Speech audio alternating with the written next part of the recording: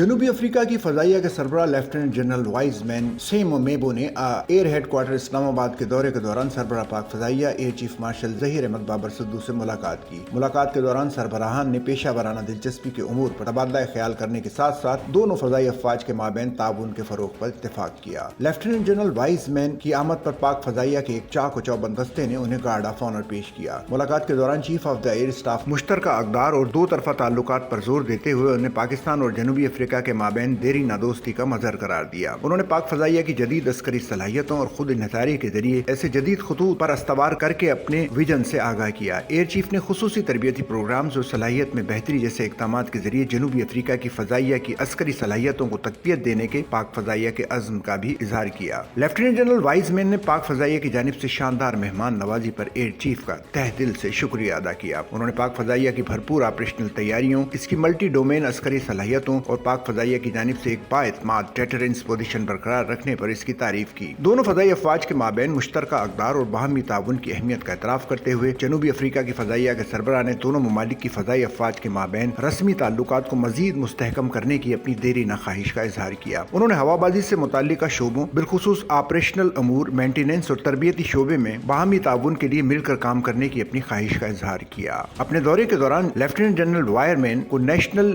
ISR and integrated air operation center اور پاک فضائیہ کو کی سائبر کمانڈ میں جامع بریفنگ بھی دی گئی، جہاں معزز مہمان نے جدید عسکری شعبہ جات میں پاک فضائیہ کی جانب سے حاصل کردہ جدید ترین تکنیکی صلاحیتوں کو سراہا۔